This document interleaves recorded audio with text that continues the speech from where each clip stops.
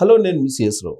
మళ్ళీ జగన్ రాకపోతే విలేజ్ క్లినిక్లు ఉండవు, నాడు నేడు ప్రోగ్రాం ఉండదు, అమ్మఒడి ఉండదు, విద్యాదీవెన ఉండదు, ఇలా చెప్తూ ఉన్నారు జగన్మోహన్ రెడ్డి. రాబోయేటువంటి రోజుల్లో ఒక రోల్ మోడల్గా ఆంధ్రప్రదేశ్ విద్యా వ్యవస్థ నిలవబోతుందని చెప్పి ఒక ఆశ కల్పిస్తున్నాడు జగన్మోహన్ రెడ్డి ప్రతి వేదిక మీద నుంచి. అసలు దాంట్లో వాస్తవం ఉందా?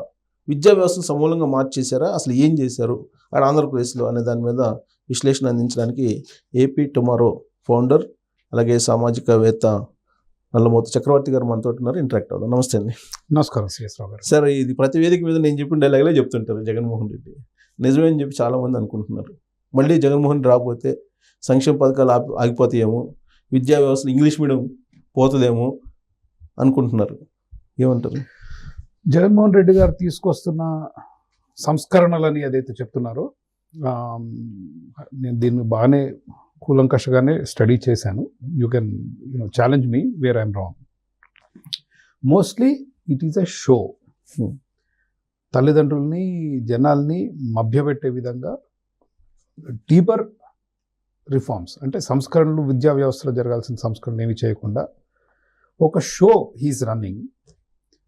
సిబిఎస్ఈ అంటారు, ఇంగ్లీష్ మీడియం అంటారు, ఐబీ అంటారు, ట్యాబ్లు అంటారు, డిస్ప్లేలు అంటారు, స్కూళ్ళకు రంగులు అంటారు.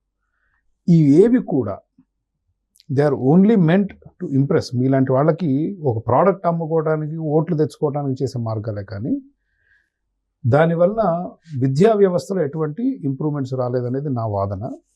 ఆ వాదనకి నేను ఇచ్చే ఆధారాలు ఏంటంటే రిజల్ట్స్. ఓకే, మీరు విద్యాపరంగా ఆంధ్రప్రదేశ్ రాష్ట్రంలో ఎటువంటి రిజల్ట్స్ రాలేదు. Botsa Satyanarayana garu is tweeted that we're best in the country, we're worst in the country. Okay, now I'm also challenging the national news papers, Times of India, Hindu and other ABP which is also a national channel. అందరూ report చేస్తున్నారు ఆంధ్రప్రదేశ్ రాష్ట్రం దేశంలో best అని. Now ఇవన్నీ చూసి tragedy ఏంటంటే ప్రతిపక్షాలు కూడా now they are hesitant because ఒక జనరల్ యుఫోరిక్ అంటే ప్రజల్లో జగన్మోహన్ రెడ్డి గారు ఎన్నో తప్పులు చేసి ఉండొచ్చు, కానీ విద్యా వ్యవస్థలో మాత్రం ఈ సిన్సియర్, చాలా బాగా పనిచేశారు అనేది ఒకటి వచ్చింది. కాబట్టి ప్రతిపక్షాలు ఏమనుకుంటున్నాయి, అరే ప్రజల్లో ఇది చాలా పాజిటివ్ ఉంది, దాంట్లో మనం ఎందుకు అనవసరంగా వెళ్ళబట్టి వాళ్ళు వెనక్కి తగ్గారు. మనీ వైజ్ ఈ కీప్స్ ఆన్ సేయింగ్ నేను చాలా డబ్బు విద్యా వ్యవస్థ, దట్ ఈస్ ఆల్సో రాంగ్. విద్యా వ్యవస్థ మీద బడ్జెట్లో అలొకేట్ చేసేది ఈజ్ వర్స్ దెన్ గత ప్రభుత్వంతో పోలిస్తే చాలా తక్కువ ఈరోజు యాజ్ ఎ పర్సంటేజ్. బట్ చాలా మంది డబ్బు అంటారు, డబ్బు కాదు, డబ్బు ప్రతి బడ్జెట్ ప్రీవియస్ బడ్జెట్ కంటే ఎక్కువే ఉంటుంది. It's a percentage of budget that you should look at. ఏది మనం బడ్జెట్ 2 లక్షల కోట్లు ఉంటే ఇందులో ఎంత శాతం మనం విద్యా వ్యవస్థలో పెడుతున్నాం. ఇవన్నీ కనుక మీరు చూసుకుంటే is a disaster, at it is not reported anywhere. నేను అనేది ఏంటంటే ఇప్పుడు కొన్ని పాలకపక్ష సానుభూతి ఛానళ్ళు, పత్రికలు ఉన్నాయి, ప్రతిపక్ష ఎవరు మాట్లాడలేరు. And that is the tragedy. కానీ ఫ్యాక్ట్ ఏంటి సార్, ఇప్పుడు టైమ్స్ ఆఫ్ ఇండియా కానీ ఇవన్నీ కొంచెం నేషనల్ పేపర్స్ కదా, అవి కూడా the best in the country అని ఎలా చెప్తాయి without data? We have all become paid channels. Times of ఇండియాకి ఎంత ఇచ్చాడంటే డబ్బులు 8 కోట్ల రూపాయలు ఇచ్చాడు. ఎందుకు?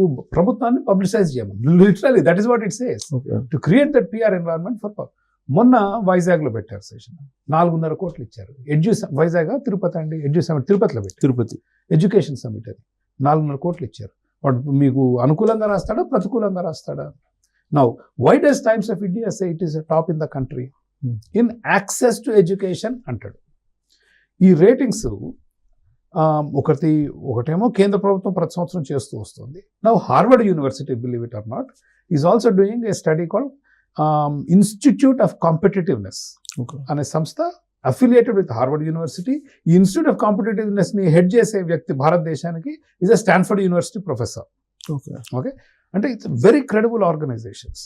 అండ్ కేంద్ర ప్రభుత్వం ప్రతి సంవత్సరం చేస్తుంది study. Now when they say it is top in access to education, వాళ్ళు 74 పారామీటర్స్ చూస్తారు. అంటే మీరు పరీక్షలు రాశారు, 10th క్లాస్ పరీక్షలు, ఏమంటే మా వాడికి తెలుగులోనూ సోషల్ సైన్స్లో 100 వచ్చాయండి, మిగిలిన 0 వస్తే ఫెయిల్. మీరు ఎంతసేపు 100 చెప్పుకుంటారా? బొత్స సత్యనారాయణ గారు అంటారు మేము నేషన్లో టాప్ అని. ఆయన హీ ట్వీటెడ్, యాక్చువల్లీ మీకు తెలుసు, he tweeted 29th 35 states and union territories together. Okay, if you look at the rank, 29th Andhra Pradesh. అన్ని కేటగిరీస్ కలిపి ఇంటిగ్రేటెడ్గా. ఓకే. ఇప్పుడు మీకు 10th మార్కులు ఎన్ని వచ్చాయంటే నాకు సోషల్లో 100 వచ్చాయి అనం కదా. మొత్తం 74 అప్రాక్సిమేట్లీ పారామీటర్స్ ఉంటే వాటిలో ఒకటి రెండింటిలో ఉండితే దాన్ని ప్రొజెక్ట్ చేస్తున్నారు. 29th మీరు దేశంలో 29 ఉండి మీరు టాప్ అని చెప్పుకుంటారా? Right. So that is what they are doing. That is what exactly is going on. Now there are issues. ఇప్పుడు ఇంగ్లీష్ మీడియం అన్నారు, అరాచకం అండి ఇంగ్లీష్ మీడియం పేరు మీద జరిగే పిల్లల భవిష్యత్తుతో. ఇప్పుడు మీరు 7వ తరగతి వరకు మీ పిల్లవాడు తెలుగు మీడియంలో చదువుకుంటున్నాడు, ఎండాకాలం సెలవులు వచ్చాయి, వాడు 8వ తరగతి స్కూల్కి వెళ్తే ఇంగ్లీష్ మీడియంలో ఉంటే వాడి పరిస్థితి ఏంటి అసలు? మనం ఆలోచించాలి కదా. తల్లిదండ్రులు అబ్బా మా పిల్లలు ఇంగ్లీష్ మీడియం పోతారు అనుకుంటారు, బట్ వాడు కోపప్ చేయలేడు. మీకు ideally what you should have done is, English medium కరెక్టా కాదా అది వేరే డిబేట్ అండి. ఆ డిబేట్లో నేను ఇప్పుడు we don't need to go in to that debate. But English medium పెట్టిన తర్వాత ఫస్ట్ క్లాస్లో మొదలు పెట్టండి, టీచర్లకు శిక్షణ ఇవ్వండి. 3 లక్షల మంది టీచర్లు, చిన్న విషయం కాదు. 3 లక్షల మందికి ట్రైనింగ్ చేయడం అంటే is not a small thing. First class టీచర్లకు ట్రైనింగ్ ఇవ్వండి, ఫస్ట్ క్లాస్లో ఇంగ్లీష్ మీడియం మొదలు పెట్టండి, సెకండ్ క్లాస్లో ఇవ్వండి, మళ్ళీ 3rd 4th 10 సంవత్సరాలు ఇంగ్లీష్ మీడియంకి వెళ్ళవచ్చు. అది పద్ధతి. నేనేమంటే ఇట్ ఈస్ ఆల్ ఓట్ల వ్యాపారం వారు జరిగేది. ఇంగ్లీష్ మీడియం అనగా తల్లిదండ్రులు హ్యాపీ, మా పిల్లలు కూడా కాన్వెంట్కి వెళ్ళే ధనిక పిల్లల్లాగానే మా వాళ్ళు కూడా ఇంగ్లీష్ మీడియం చదువుతున్నారు. చూడండి జగన్మోహన్ రెడ్డి గారు ఎంత గొప్ప. మీ 10th మార్కులు ఏమయ్యాయి? 90 నుంచి 72% పడిపోయాయి. ఇవాళ 92% నుంచి 72% పడిపోయాయి ఇవాళ 10th class percentage. Pass percentage, మార్కులు కాదు, పాస్ పర్సంటేజ్ 92 నుంచి 72 పడిపోయాయి. ఎవరు మాట్లాడుతున్నారు? ఎవరు మాట్లాడాలి? కానీ ఇప్పుడు జగన్మోహన్ రెడ్డి ప్రతి వేదిక మీద మీ బిడ్డను మళ్ళీ గెలిపించకపోతే ఇంగ్లీష్ మీడియం మీకు ఉండదని చెప్తున్నాడు అందరు. ఇంగ్లీష్ మీడియం గత ప్రభుత్వంలోనే వచ్చింది కదా సార్. ఇప్పుడు వచ్చినప్పుడు సాక్షి మాతృభాషకు మరణ శాసనం హెడ్లైన్. ఓకే. సాక్షి టీవీ కూడా ran a lot of stories, విద్యార్థులని ఇంటర్వ్యూ చేస్తూ. నేను చెప్పే వాదనే ఆ రోజు కూడా వాళ్ళు, అరే రాత్రికి రాత్రి మీరు ఇంగ్లీష్ మీడియం పెడితే ఎట్లా, పిల్లలు టీచర్లు ఇంటర్వ్యూలు పెట్టి, విచ్ ఈజ్ రైట్ అయ్యా. బట్ అప్పుడు కూడా ప్రీవియస్ గవర్నమెంట్లో కూడా they did blanket English medium చేయలేదు, కొన్ని స్కూళ్ళు ఇంగ్లీష్ మీడియం చేశారు, దానికి అభ్యంతరం చెప్పారు, same reasons. But today they are doing the same. కానీ బెండపూడి స్కూల్ వాళ్ళని ఇంగ్లీష్ మాట్లాడి వాళ్ళు ఏదో వేరే దేశాలకు పంపించి అంతర్జాతీయంగా ఆంధ్రప్రదేశ్ వెలిగిపోతుంది విద్యా వ్యవస్థలు అని చెప్తున్నారు. చదువుకున్నోళ్ళ చదువు రానోళ్ళ, ఇప్పుడు విద్యాశాఖ మంత్రికి మనం అడుగునున్నామా మొదట్లో ఉన్నామా అన్న గణాంకాలు తెలియనప్పుడు ఇట్లా ఉంటుంది. ఏం ఇంగ్లీష్ అంటే Bendapudi English it's a joke.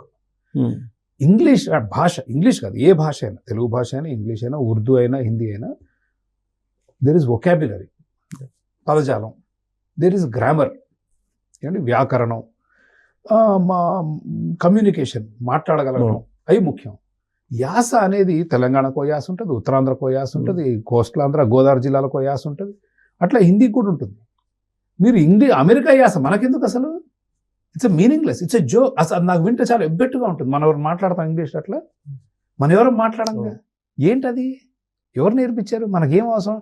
అమెరికాలో ఉన్న యాస ఇంగ్లాండ్లో ఉండదు, రెండు డిఫరెంట్ కదా, కంప్లీట్లీ డిఫరెంట్. మీరు ఐర్లాండ్ పోతే మీకు అసలు ఇంగ్లీష్లోనే అనిపిస్తుంది. ఐర్లాండ్ వాళ్ళు ఇంగ్లీష్ చాలా భయంకరంగా ఉంటుంది. అంటే ఎవరిది వాళ్ళకి నచ్చుతుంది అనుకోండి, but it's very unique, completely different. Ireland, England, America completely different English. ఎందుకు మనకెందుకు యాసలు? భాష నేర్చుకోవాలి. ఇంగ్లీష్లో మీ వొకాబులరీ ఎట్లుంది, పదాలు అర్థం అవుతున్నాయి లేదా, గ్రామర్ ఎట్లా ఉంది. But again this government is about show, it's a showmanship is what they are doing, and we have all failed. మీరు నేను మనందరం ఈ రోజు కాదు, 3-4 సంవత్సరాల నుంచి మాట్లాడాల్సిన విషయం is we have failed in catching it and identifying it and highlighting it. ప్రజలకు అర్థమయ్యేలా ఇది జరిగేది ఏదైతుందో ఇది సరైనది కాదు. Same thing with IB also. ఇవాళ ఐబీలో 175 దేశాల్లో ఐబీ ఉందండి కరిక్యులం. మొత్తం ఎంతమంది విద్యార్థులు అనుకుంటున్నారు ఐబీలో? 20 లక్షలు లేరు టోటల్ ఎంటైర్ వరల్డ్. ప్రపంచవ్యాప్తంగా 175 దేశాల్లో 20 లక్షలు లేరు, 19.5 లక్షలు. You can go to IB website and check. ఆంధ్రప్రదేశ్లో విద్యార్థులు ఎంతమంది? 40 లక్షలు టోటల్గా. టోటల్ విద్యార్థులు ఆంధ్రప్రదేశ్ స్కూల్ వ్యవస్థలో 40 లక్షలు. మీరు ఐబీ ఎట్లా తెస్తారు నాకు చెప్పండి? 5 కోట్లు ఇచ్చారు ఆ ఫోటోకి. ప్రజాధనం ఎట్లా తగలబడుతుందండి? తెలిసాడు ఎంఓయూ, 2 తెల్లోళ్ళని తీసుకొచ్చారు, ఫోటో పెట్టారు, ఐబీ ఐబీ ఐబీ ఐబీ అని ఊదరగొట్టారు. 5 కోట్లు అండి ప్రజాధనం, 5 కోట్ల రూపాయలు ఇచ్చారు, ఇచ్చి తీసుకొచ్చి పెట్టారు. How do you do IB? హైదరాబాద్లో 15 ఇంటర్నేషనల్ స్కూల్స్ ఉన్నాయి. వాళ్ళు అసలు ఐబీ స్టాండర్డ్స్ మెయింటైన్ లేక చచ్చిపోతున్నారు. ఇట్స్ వెరీ డిఫికల్ట్ మీ టీచర్లను ట్రైన్ చేయడం. It's completely different curriculum. ఏది మన పాఠ్య పుస్తకాలు కానివ్వండి, వాళ్ళు చెప్పే సబ్జెక్ట్స్ కానివ్వండి. మ్యాథ్స్ అంటే అప్లైడ్ మ్యాథ్స్, రోట్ మ్యాథ్ కదా, ఇది మనం ఊరికే ఈక్వేషన్ చేసి సాల్వ్ చేసేది కాదు. అప్లై, ఎక్కడ వాడతాం ఆ మ్యాథ్, ఏ వాతావరణం మాట్లాడతాం, ఎక్కడ వాడుకుంటాం అనే దాన్ని బట్టి they teach. So it is very application oriented. మనం ట్రెడిషనల్గా మనకు వచ్చిన మ్యాథ్ కానీ సైన్స్ కానీ we do it by solving. ఫార్ములాలు ఉంటాయి, ఫార్ములాలు బట్టి కొట్టి దాంట్లో నెంబర్లు యాడ్ చేసి చేస్తాం. That is not how IB is. IB is difficult. So IB అంటాడు, మళ్ళీ సిబిఎస్ఈ అంటారు. ఏంటి మీరు సిబిఎస్ఈనా ఐబీనా, ఏంటి, what is the plan? We don't know. మీకు ఆల్రెడీ సిబిఎస్ఈ అని చెప్పారుగా, కొన్ని స్కూళ్ళు బదిలీ చేస్తున్నారుగా, మళ్ళీ ఐబీ అంటే మనకు అర్థం కాదు. So these are all the issues that I think highlight the fact that is doing very bad. మధ్యలో మళ్ళీ టోఫెల్ వచ్చింది. టోఫెల్ ఇంకా పెద్ద జోక్ కదండి. నేను టోఫెల్ గురించి గగ్గోలు పెట్టాను అసలు. Test of English as foreign language, అది కూడా అమెరికాకి. మళ్ళీ యూకేకి టోఫెల్ పనిచేయదు. యూకేకి వేరే పరీక్ష నాకు గుర్తురాట్లేదు, ఏదో ఉంది దాని పేరు, ఈ మధ్య అందరూ వాడుతున్నారు. ఐఎల్ట్స్ అంటారు. మీకు టోఫెల్ అమెరికాకి, ఐఎల్ట్స్ మళ్ళీ యూకేకి అయితే మరి వేరేది రాయాలి. ఓకే, ఎంతమంది వెళ్తారు అమెరికాకి? భారతదేశం ఎంతమంది వెళ్తారు? ఇప్పుడు మనందరం ఇక్కడ పనిచేసేవాళ్ళం కదా. మీ కెమెరా వ్యక్తితో మొదలుపెట్టి మీరైనా, జర్నలిస్టులు అయినా, ఇంజనీర్లు అయినా, అకౌంటెంట్లు అయినా, డాక్టర్లు అయినా, ఎక్కడో కొంతమంది విద్యార్థులు విదేశాలకు వెళ్తారు, కాదనట్లేదు. మీరు 40 లక్షల మందికి టోఫెల్ నేర్పిస్తారు ప్రతిరోజు. అది కూడా ఇన్స్ట్రక్షన్, గవర్నమెంట్ నుంచి ఆర్డర్, ఎవ్రీ డే మీరు టోఫెల్ నాకు చెప్పరా? దేని ఆధారంగా? అందరికి ఇంగ్లీష్ సబ్జెక్ట్ ఉందిగా, మనం ఇంగ్లీష్ నేర్చుకుంటున్నాం కదా, టోఫెల్ ఎందుకు? షో. టోఫెల్ అంటే ఏంటి? తల్లిదండ్రుల మైండ్లో అమెరికాని చూపించాలి, అది వాడుకోవటం. That emotion they are tapping, right? అది దగా చేయటం, మోసం చేయటం తల్లిదండ్రుల్ని, చాలా తప్పు. చిన్నపిల్లల జీవితాలతో మీరు అట్లా చెలగాటం ఆడకూడదు. సో టోఫెల్ 3వ తరగతి పిల్లడు టోఫెల్ 3 నెలలు చదువుతా ఉండే టోఫెల్. నేను రాసే టోఫెల్ టోఫెల్ ఎవరైనా 2 నెలలు 3 నెలలు sir. You study for 3 months. కూడా 2 months అంతే. అసలు క్లిష్టమైన పరీక్ష. It is not IIT. మీరు 3వ తరగతి పిల్లడికి ఐఐటి అంటే కొంచెం హాస్యాస్పదమైన, సర్లేరా చాలా క్లిష్టమైన పరీక్ష, జీవితానికి ఒక దిశానిర్దేశం చేస్తారు. మీరు జీవితంలో ఏమవుతారు అనేది ఐఐటి పరీక్ష మీద ఆధారపడింది వాళ్ళు చాలాసార్లు. కాబట్టి సరే నేర్పించుకున్నట్టు మంచి ఆశయమే అనుకోవచ్చు. టోఫెల్ ఏంటండి? జోకా? It is wrong. ఎవరు అడుగుతున్నారు? అడగాలిగా మనందరం.